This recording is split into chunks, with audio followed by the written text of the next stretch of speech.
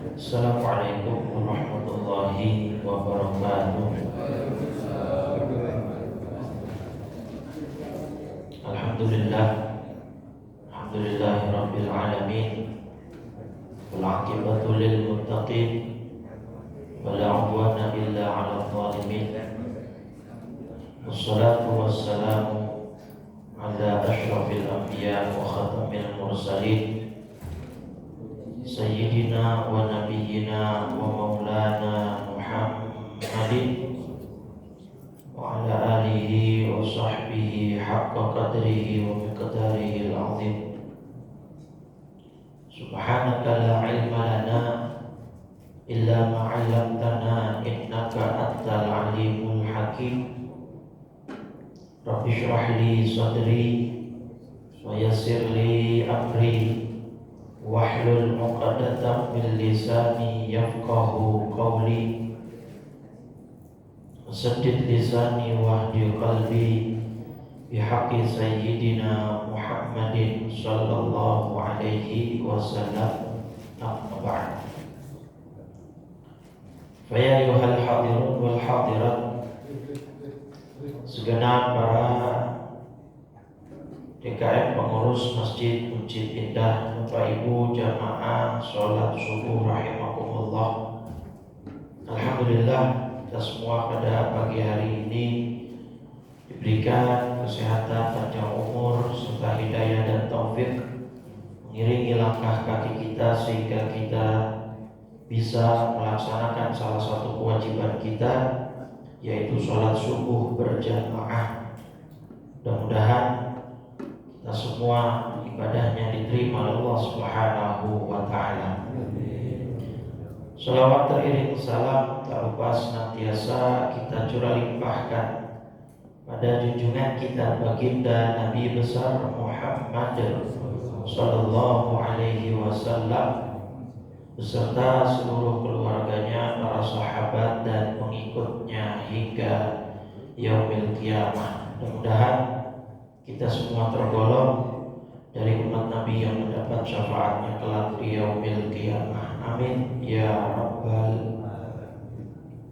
Baik Bapak Ibu hadirin hadirat, kita akan melanjutkan pembacaan kitab Hadis Al-Arba'in dari Imam Nawawi dan masuk ke hadis yang ke-9.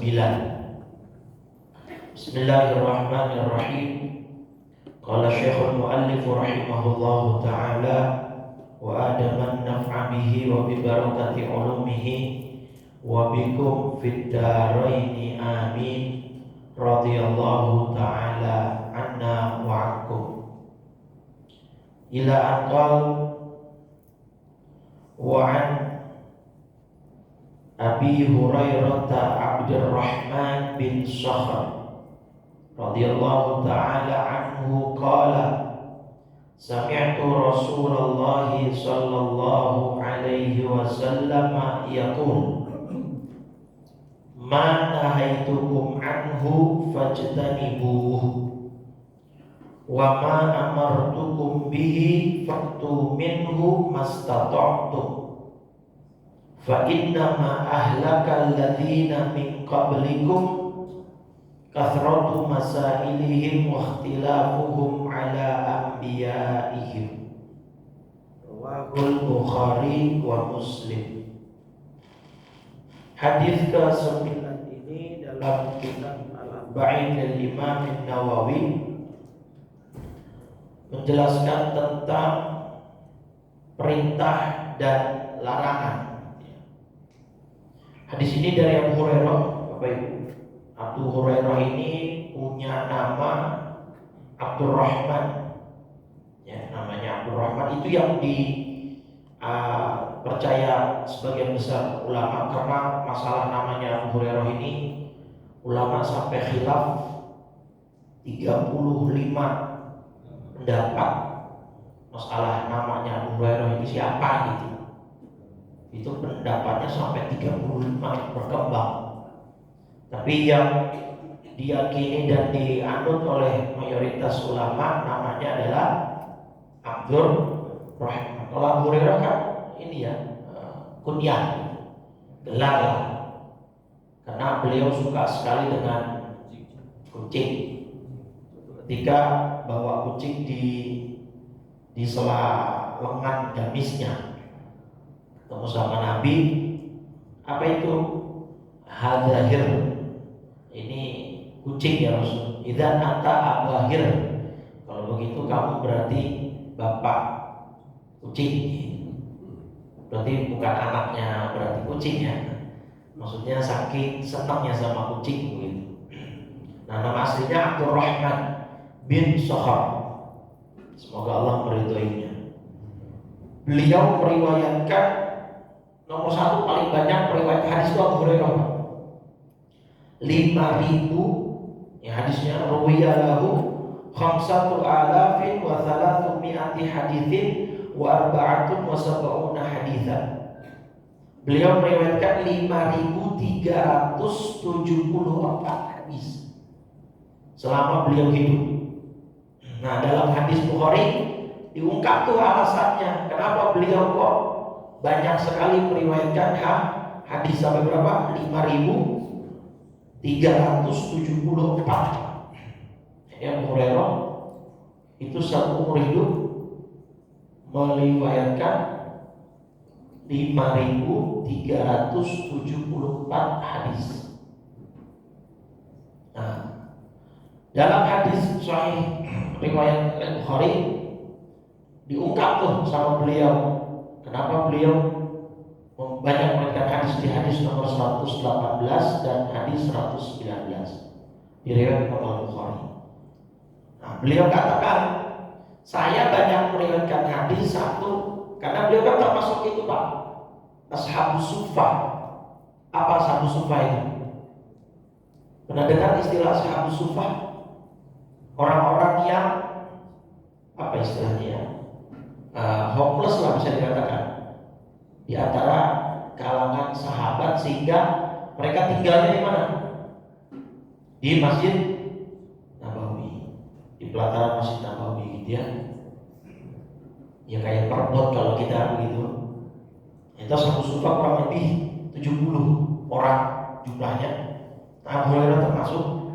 Jadi beliau memang ya bisa dikatakan homeless plus jobless. Jadi nggak punya pekerjaan, nggak punya tempat tinggal, makanya bisa apa? Kalau bahasa saya bisa ngintil, bisa ngikut terus sama Nabi, bisa ekor terus sama Nabi, gitu ya. Nah, beliau sebutkan di hadis 118 Bukhari, inna nasa yaquluna aktsara Abu Hurairah. Ini orang-orang ngomongin saya, kata Abu Hurairah. Ini Abu Hurairah banyak betul nih riwayat hadis gitu kan.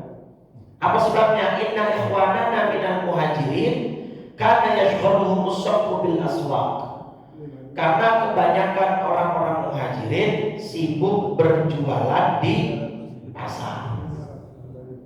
Wa inna ikhwanana minal ansor, sedangkan sahabat kita dari golongan ansor karena yashghaluhumul amalu fi amwalihim, mereka kebanyakan juga bekerja.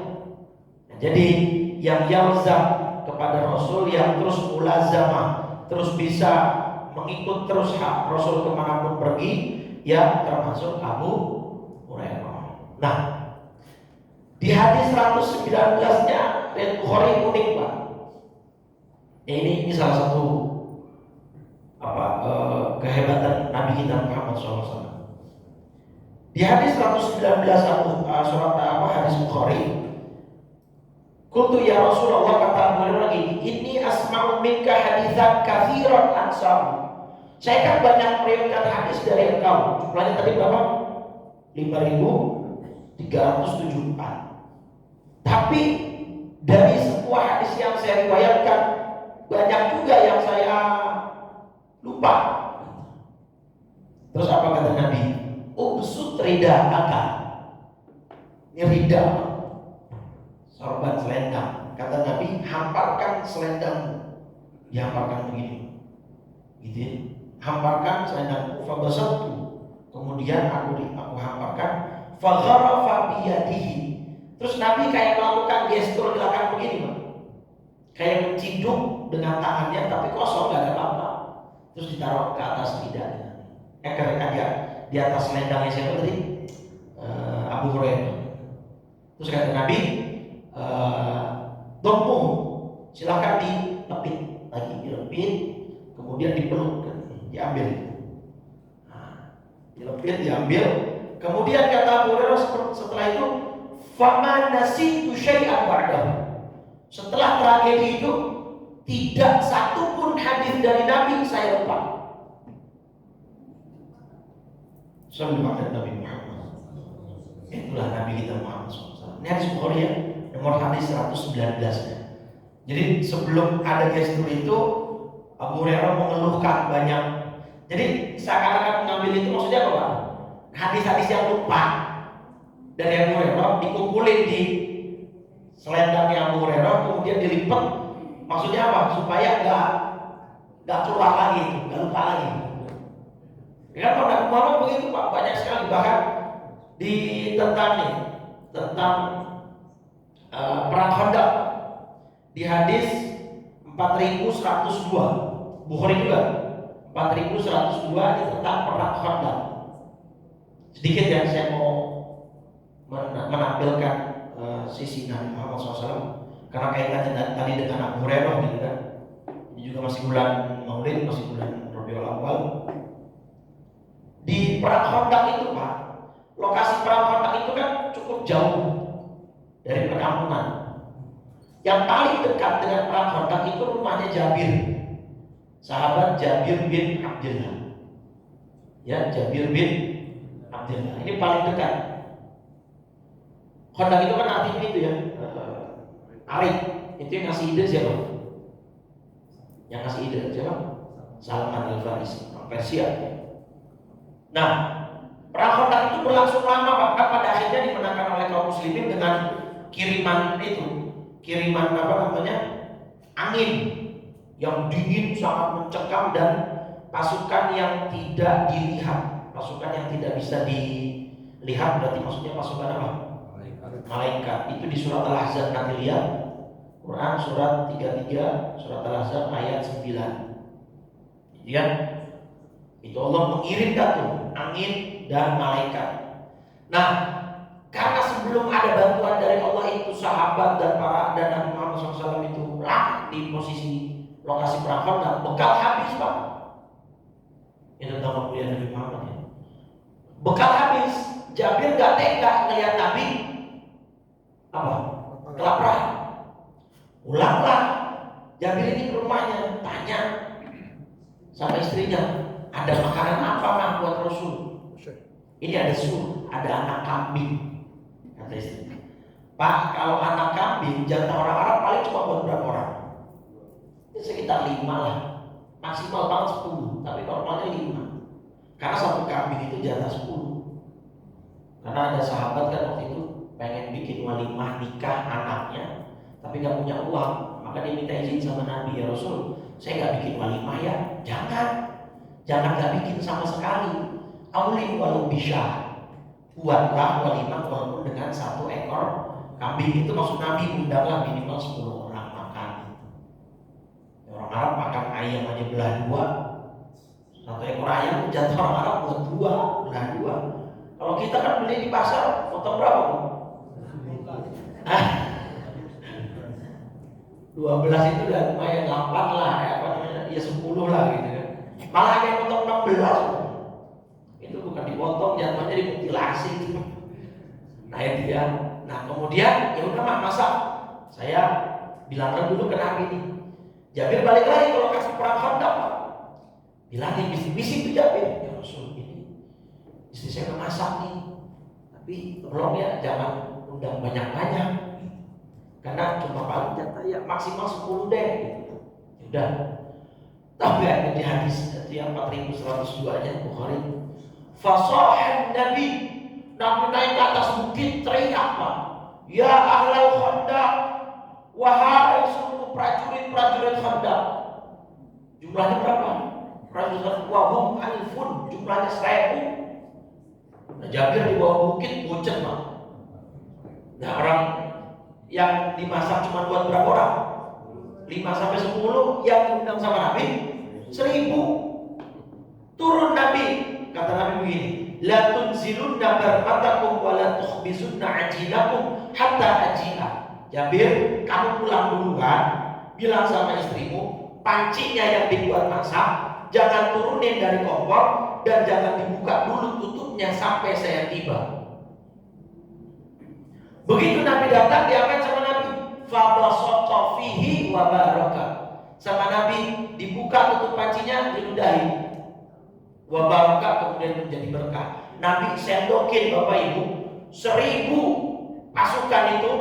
Fa'uqsimu billah, dalam redaksi hadisnya, saya bersumpah atas nama Allah, kata Jabir, laqad akalu, semuanya makan tanpa tersisa sedikit pun sampai kenyang. Wa inna ajinana la yukhbazu kama huwa wa inna barmatana la tughattu kama hiya.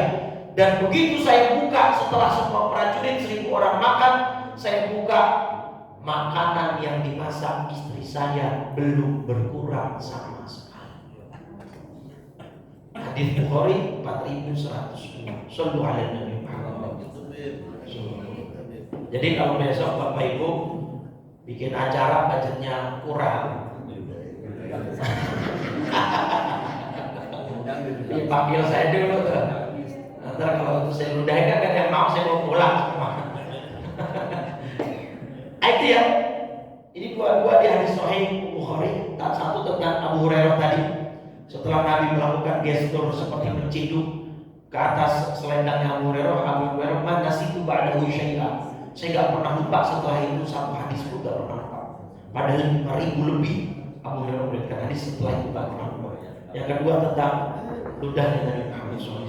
Jadi memang pantas lupa kalau memang kita harus memuliakan Nabi Muhammad SAW.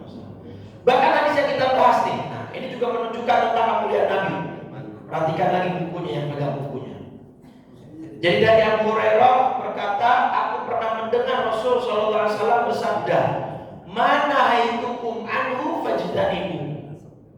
Kata Nabi, apapun yang aku larang, tinggalkan. Wa ma amartukum bihi, dan apapun yang aku perintahkan, fa'tu minhu mastata'tum.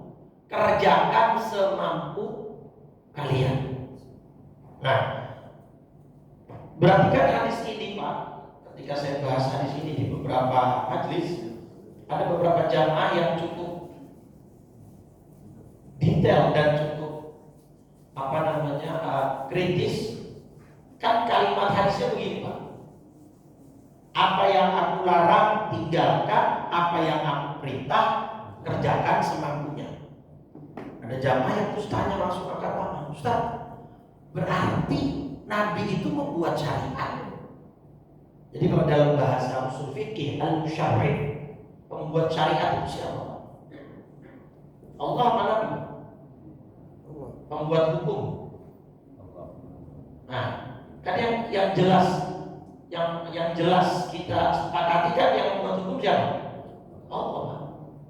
Nah, tapi dengan hadis ini, kata para ulama, Nabi itu juga diberikan oleh Allah dalam tanda petik wewenang untuk berijtihad kemudian membuat hukum. Kayak misalkan contoh gini Pak, alasan Nabi nggak terawih di rumah setelah terawih di masjid, nggak terawih di masjid setelah terawih 3 malam di masjid, habis itu kan di rumah terus tuh Nabi. Alasannya apa kata Nabi? Takut dijadikan haji. Terus di hadis ini riwayat yang lain juga itu sebenarnya tentang haji. Ada sahabat tanya, apakah haji harus dilakukan tiap tahun? Nabi gak jawab. Kenapa kata Nabi? Lau qultu na'am la wajabat. Kalau saya bilang iya, nanti bakal jadi wajib. Jadi Allah itu menjadikan tindak tanduk Nabi Muhammad sebagai hukum. Itu tingginya posisi Nabi kita Muhammad SAW. Bahkan di sini kalimatnya, apa yang saya larang tinggalkan, apa yang saya perintah kerjakan semampunya. Makanya surat An-Nisa ayat 80 Pak. Surat An-Nisa surat 4 ya. Di situ jelas sekali. Surat An-Nisa surat 4 ayat 80. Mayyuti'ir rasula faqad ata'a Allah. Siapa yang mentaati Rasul sama dengan mentaati. Berarti luar biasa Nabi kita Muhammad SAW. Kita mentaati Nabi dianggap sama dengan mentaati. Berarti kalau kita tidak mentaati Nabi dianggap sama dengan tidak. Sampai setinggi itu posisinya. Makanya surat Al-Insyirah apa? Ibu, Bapak, Alam Nasrah. Ayat keempat bunyinya apa? Ya masih diurutin ya. Apa ayat keempatnya? Warfa'na. Ya warfa'na. Apa artinya? Apa artinya? Boleh kalian contohkan boleh. Warfa'na laka dzikrak. Apa artinya? Kami tinggikan ya sebutan namamu bagi. Jadi dalam tafsirnya maksudnya apa? Allah meninggikan nama Nabi. Ma dzukirtu illa dzukirta ma'i. Allah berfirman, tidaklah namamu disebut melainkan pasti di situ ada namamu. Jadi artinya warafa'na laka dzikrak, kami tinggikan sebutan namamu, artinya nama Nabi selalu bersanding dengan nama. Sekarang kita buktikan syahadat. Ada orang non muslim mau masuk Islam, apakah sah kalau syahadatnya cuma asyhadu an la ilaha illallah? Harus dengan asyhadu an. Dalam adzan adakah nama Nabi? Ada. Wa asyhadu anna Muhammadar Rasulullah. Di dalam sholat kapan? Tahiyat akhir. Assalamu alayka ayyuhan. Itu bahkan dahsyat itu Bapak Ibu. Gini, assalamu alayka kalau dalam ilmu gramatikal bahasa Arab, ka itu kan dhamir mukhatab. Assalamu alayka. Semoga keselamatan tercurah kepadamu. Mu-nya itu harus ada Pak orangnya. Ada. Saya ngomong sama orang baru boleh pakai kamu. Karena mukhatab. Kalau dhamir pengganti dia orangnya ghaib enggak ada di depan kita enggak masalah. Itu seakan-akan menjawab bahwa apakah Nabi menjawab salam setiap orang yang mengucapkan salam kepada beliau? Iya. Terutama ketika sholat di tahiyat akhir itu kata Nabi dalam hadis, tidaklah seorang mengucapkan salam kepada saya melainkan pasti ruh saya akan dikembalikan oleh Allah dan saya akan menjawab daripada salam orang tersebut. Assalamu alayka ayyuhan nabiyyu. Terus habis itu warahmatullahi wabarakatuh. Asyhadu an la ilaha illallah wa asyhadu anna. Bahkan kalau dalam fikih mazhab Syafi'i sampai situ orang kemudian salam, sholatnya sah. Habis asyhadu an la ilaha illallah wa asyhadu anna Muhammadar Rasulullah. Assalamualaikum warahmatullah. Assalamualaikum warahmatullah. Dalam mazhab Syafi'i sholatnya tidak sah. Kenapa? Karena dia belum membaca sholawat kepada Nabi Muhammad. Jadi dalam fikih mazhab Syafi'i, sholawat di tahiyat akhir itu hukumnya rukun. Jadi habis Assalamualaikum ayyuhan nabiyyu wa rahmatullahi wa barakatuh. Assalamu alayna wa ala ibadillah as-salihin. Asyhadu an la ilaha illallah wa asyhadu anna Muhammadar Rasulullah. Allahumma salli ala Muhammad wa ala ali Muhammad. Minimal sampai situ. Minimal sampai situ. Baru dia salam, baru sholatnya bisa dikatakan sah. Minimal harus sampai, kalau lebih bagus sholawat Ibrahimiyah ya. Wa sholli ala Muhammad wa ala Muhammad kama shallaita ala Ibrahim wa ala Ibrahim wa barik ala Muhammad wa ala Muhammad kama barakta ala Ibrahim wa ala Ibrahim fil alamin innaka Hamidum Majid. Sebelum salam baca dulu tuh doa ta'awudz yang 4 poin. Allahumma inni a'udzubika min adzabi jahannam wa min adzabil qabri wa min syarri fitnatil mahya wal mamat wa min Syarifin dan Masjid dan tambahin qalibal qulub silakan, enggak juga enggak apa-apa. Tapi sholawat itu rukun. Nah itulah setinggi itu Nabi kita Muhammad SAW. Tadi hadis yang Nabi menjawab salam itu hadis riwayat Abu Daud 2041. Hadis riwayat Abu Daud ya 2401 itu hadis 2041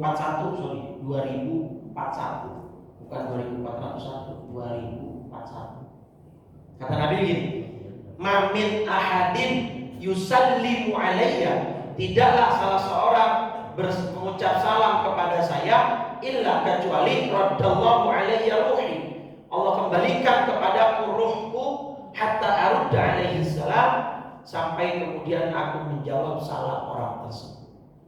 Itu makanya dalam tahiyat akhir, assalamu alayka ayyuhan nabiyyu warahmatullahi. Itu kita ucap salam. Baik Bapak Ibu, jadi sekali lagi sebagaimana Allah meninggikan nama nabinya, maka kita juga harusnya meninggikan nama beliau dengan memperbanyak sholawat kepada beliau, sehingga mudah-mudahan dosa kita diampuni oleh Allah Subhanahu wa taala. Baik, kita masuk ke konten hadisnya. Kata Nabi, apapun yang aku larang tinggalkan, tapi yang aku kerjakan, yang aku perintah kerjakan semampunya. Nah itu kan berarti antara perintah dan larangan, Pak, itu lebih berat mana? Nah dari hadis itu jelas ya. Kata Nabi, yang aku larang tinggalkan, yang aku perintah kerjakan, tapi ada embel-embel semampunya.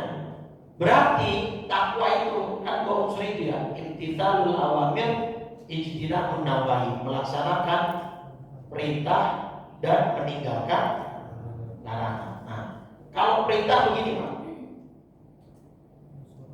perintah itu kan melakukan ya. Ini sedikit agak dalam Pak, ini bahasa-bahasa usul fikih. Perintah itu kan melakukan.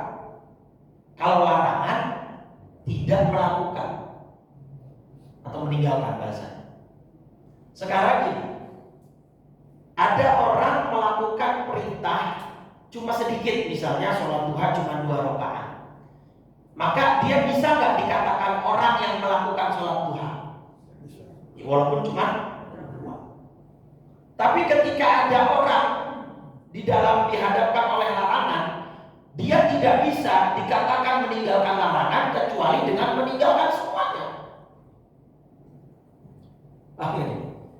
Ada orang, Ustaz, oke lah, saya nggak akan mabok, tapi saya minum segelas kecil aja. Ketika dia minum segelas kecil, bisa nggak dia dikatakan meninggalkan larangan? Nggak bisa. Dia sudah masuk kategori melanggar walaupun sedikit. Jadi yang namanya larangan itu sifatnya harus total 100% ditinggalkan. Itu yang bikin berat. Sedangkan perintah sebagian saja kita kerjakan, kita sudah dianggap melakukan. Ada orang sholat berdiri nggak bisa, boleh duduk. Berarti yang duduk dikatakan melakukan sholat kan? Ya melakukan, gitu kan? Duduk nggak bisa, ngapain? Berbaring, pakai isyarat kepala, isyarat tubuh, kemudian sampai akhir mungkin isyarat mata karena sudah saking nggak bisa gerak semua. Kalau nggak bisa juga, ya bawa ke MBI untuk disolatin. Ya nggak bisa. Jadi kalau perintah itu walaupun sedikit, makanya ada kaidah gini untuk perintah. Ini kaidah berlaku Pak, dan tolong diamalkan dan dicapkan. Mala yudraku kulluhu la yudraku kulluhu. Sudah paham? Paham ininya maksudnya? Belum ya? Sesuatu yang tidak bisa dikerjakan semua, jangan ditinggalkan semua. Coba kalimat paham. Saya ulang. Sesuatu yang tidak bisa dikerjakan semua, jangan ditinggalkan semua. Paham? Contoh, ibu bapak biasanya sehari baca Quran 1 juz. Ini kan wajah-wajah ahli Quran semua nih. Iya. Saya biasanya soalnya ceramah di mana-mana gerak panas, di sini adem. Ahli Quran insya Allah ya. Biasanya mungkin bapak 1 juz, tapi hari itu lagi repot banget. Ibu lagi mungkin ada keluarga, acara masak, sehingga 1 juz itu rasanya gak mungkin. Maka kaidah itu berkata, sesuatu yang tidak dapat dikerjakan semua, jangan ditinggal semua. Artinya, bacalah Quran walaupun tidak sampai 1 juz. Nah, ini untuk melanggengkan sebuah amal itu pakai kaidah ini, Pak. Biasanya sholat duha Bapak Ibu 8 rakaat, tapi karena hari itu lagi sibuk, repot, banyak urusan, maka daripada tidak dapat semua, sholatlah berapa minimal? Wah, itu. Paham ya? Sholawat biasanya sehari mungkin 1000 sampai, mungkin karena repot ada urusan keluarga segala macam. Daripada nggak baca, minimal baca 100 lah. Atau baca yang 10 pagi, 10 sore, petang, nggak bisa semua. Nah gitu. Jadi ini dia, Pak. Nah makanya Imam Ali bin Abi Thalib dengan Ibnu Abbas itu punya pandangan berbeda, Pak, tentang sabar. Ini kan takwa kan perintah dan larangan ya. Tadi larangan harus total 100%. Perintah itu bisa sebagian, bisa semua. Nah sekarang pendapat Imam Ibnu Abbas dan Ali bin Abi Thalib itu agak beda dalam masalah sabar. Sabar dalam Al-Quran yang Allah abadikan dalam surat Az-Zumar surat 39 ayat 10, innama yuwaffas sabiruna ajrahum bighairi hisab. Sesungguhnya orang yang bersabar itu pahalanya tidak akan terbatas. Sabar itu ada 3. 1, sabar alal ma'mur. Yang kedua, sabar alal mahdzur. Yang ketiga, sabar alal maqdur. Ya, al-maqdur, al-mahdzur, al-ma'mur. Ma'mur itu berarti yang diperintah, mahdzur itu adalah larangan, maqdur itu adalah takdir, Pak. Kira-kira sabar yang paling berat yang mana? Sabar menjalankan perintah, sabar meninggalkan larangan, atau sabar menghadapi takdir musibah, takdir yang buruk maksudnya. Sabar mana yang paling berat kira-kira? Takdir. Nah, takdir. Bapak yang tadi jawab takdir berarti sudah sama jawabannya dengan Ibnu Abbas. Berarti levelnya udah sekelas Ibnu Abbas. Karena betul, Ibnu Abbas menganggap sabar yang paling sulit, otomatis ketika paling sulit berarti pahalanya paling banyak, paling besar, itu sabar menghadapi musibah takdir. Orang banyak yang goyang kan Pak kalau kena musibah yang kadang-kadang kayak waktu yang ada kecelakaan pesawat yang Pontianak itu, yang Lion Air atau apa itu, yang pesawat baru Boeing 737 Max ya, Pontianak tuh, yang itu ada satu korban suami kehilangan istrinya, ibunya sama 2 putrinya. Jadi dalam satu pesawat itu ingin mengunjungi si orang laki ini yang ada di Pontianak, yang ada di pesawat itu ibu kandungnya, istrinya sama 2 putrinya. Semuanya meninggal. Itu kan berat. Kalau nggak kuat-kuat iman bisa oleng, bisa goyang. Entah goyang kesadaran akalnya atau imannya. Nah maka kata Ibnu Abbas takdir. Tapi kalau kata Ali, Sayyidina Ali bin Abi Thalib radhiyallahu anhu karramallahu wajhah, beliau punya sudut pandang beda. Enggak. Yang susah itu sabar meninggalkan larangan. Yang paling tinggi gitu. Alasannya begini, ada 2 alasan setidaknya. 1, kalau takdir, mohon maaf, bahasa kasarnya mau yang muslim ataupun yang kafir, semuanya punya jatah musibah masing-masing. Orang Islam misalnya anaknya meninggal, pasangannya meninggal. Orang kafir bisa juga kan. Yang non muslim gitu, agama yang lain istrinya meninggal juga, anaknya meninggal, musibah juga kan. punya jatahnya manusia itu. Yang muslim misalnya bisa bangkrut bisnisnya, yang non muslim bisa juga. Artinya setiap manusia Islam ataupun bukan punya takdir masing-masing. Artinya ketika orang punya takdir musibah masing-masing, ketika orang melihat takdir orang lain mungkin lebih berat daripada takdir dia akan bisa lebih legowo untuk menerima. Maka kata Sayyidina Ali, ya susah memang, tapi yang nomor dua. Nomor satunya itu meninggalkan larangan. Karena tidak semua orang mampu untuk meninggalkan larangan. Sekarang kalau saya tanya, ada nggak orang rajin sholat tapi masih maksiat? Banyak ya? Mungkin kita termasuk salah satunya. Maksiat lagi kita nggak terasa, maksiat mata, maksiat lisan dan lain sebagainya. Jadi, ya itu dia. Nabi Adam deh, contoh konkretnya alaihissalam. Itu ujian pertama dari Allah, bentuknya perintah atau larangan? Larangan meninggalkan atau tidak memakan buah yang dilarang sama Allah. Tapi faktanya Nabi Adam gagal apa lulus? Secara zahir gagal. Maka berat Pak, manusia dilarang itu berat. Maka kata Sayyidina Ali. Yang kedua, ini agak menarik. Di dalam bab larangan itu ada yang namanya kafarah. Atau kalau dalam bahasa haji, kalau orang meninggal melakukan larangan haji, bayar apa? Denda. Kan? Nah, konsep-konsep pembayaran denda, kafarah dengan puasa 2 bulan berturut-turut, membebaskan budak misalnya, ketika ada suami istri melakukan hubungan di siang hari, ini kan semua denda-denda begini Pak, atau apa namanya sanksi-sanksi administratif begini, itu untuk orang yang melanggar larangan. Kalau untuk meninggalkan perintah ada nggak denda-denda begitu? Katakanlah sholat ibadah yang paling dasar fundamental. Bagi orang yang meninggalkan dosa besar jelas. Tapi ada denda, sanksi administratifnya ada? Nggak ada. Nah berarti apa? Ini menunjukkan kata Imam Malik syariat, hukum fikih atau hukum Allah itu lebih memfokuskan seseorang untuk supaya tidak melanggar larangan.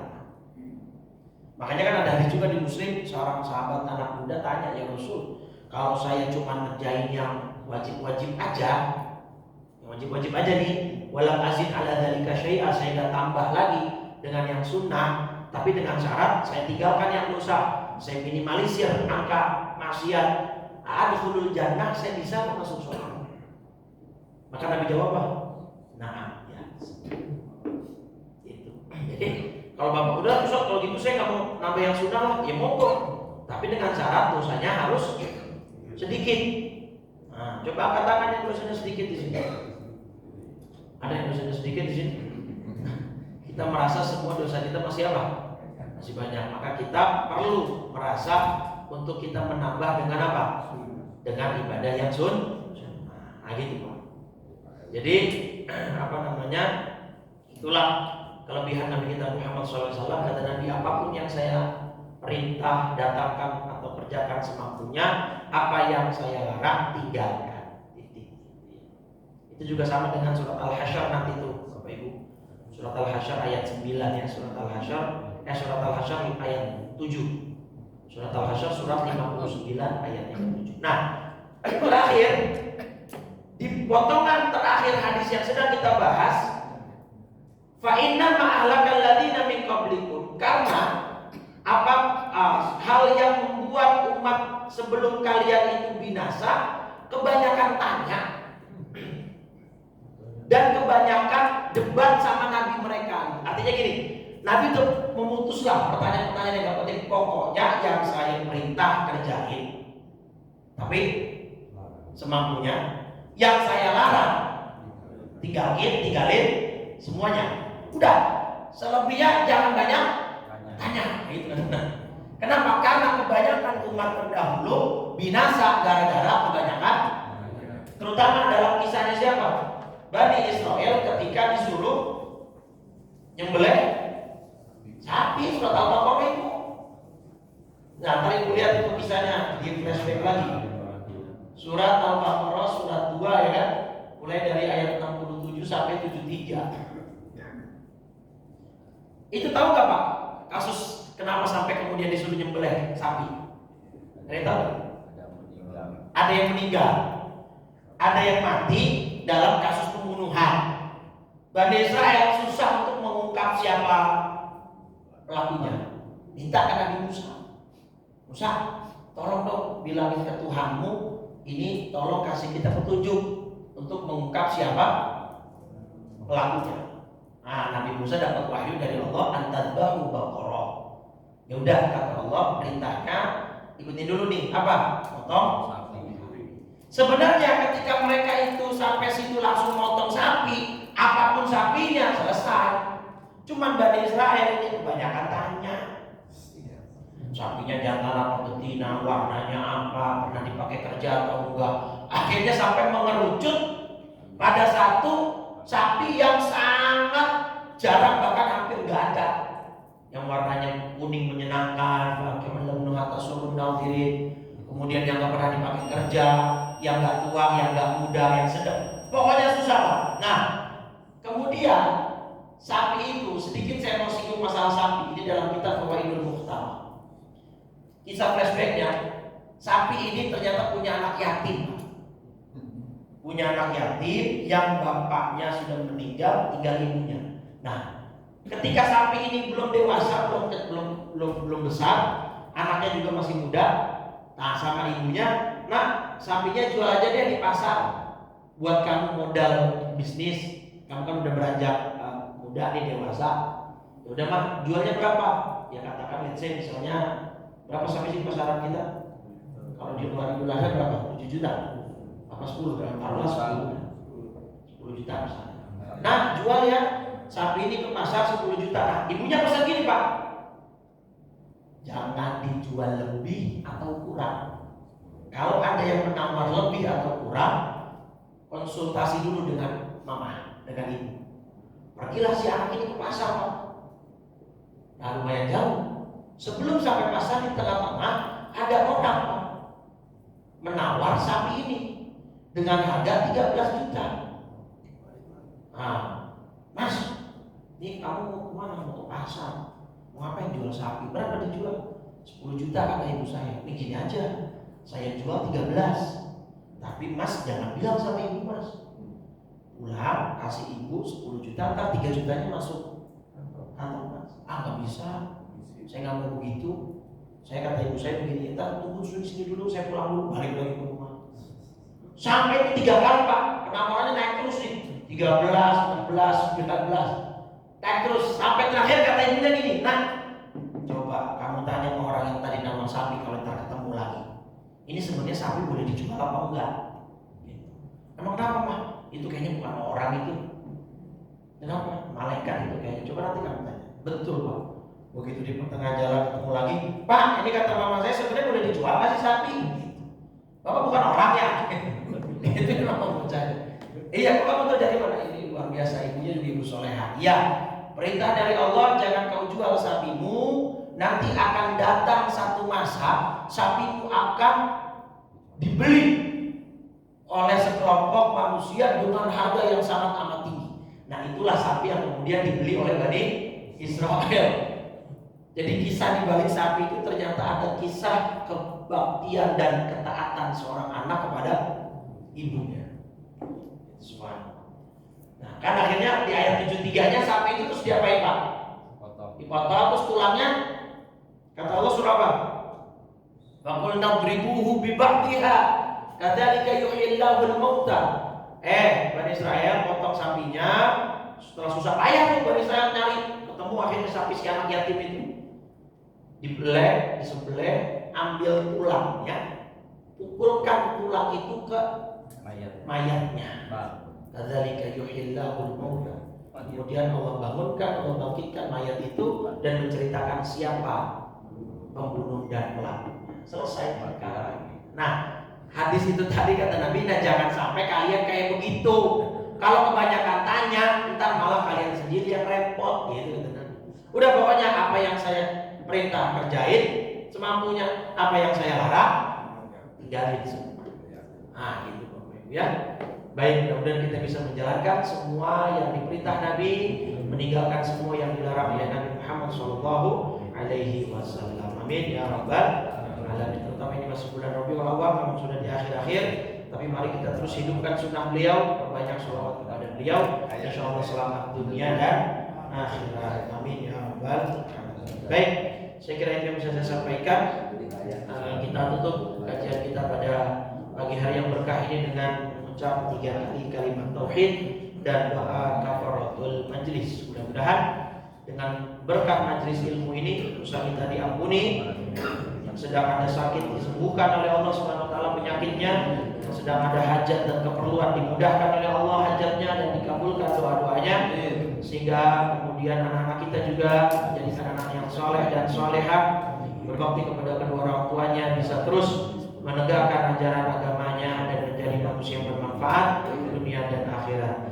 Qala Nabi sallallahu alaihi wasallam, afdalu ma qultuhu ana wan nabiyuna min qabli la ilaha illallah la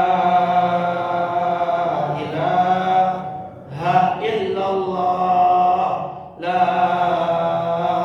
ilaha illallah Muhammadur Rasulullah sallallahu alaihi wasallam kalimatu haqqin 'alaiha tahya 'alaiha al-mut wa biha nu'adhu insyaallah ta'ala minal aminin. Allahumma arzuqna fid dunya ziyaratah wa fil akhirati syafa'atah wa la tahrimna fil jinani ru'yatah.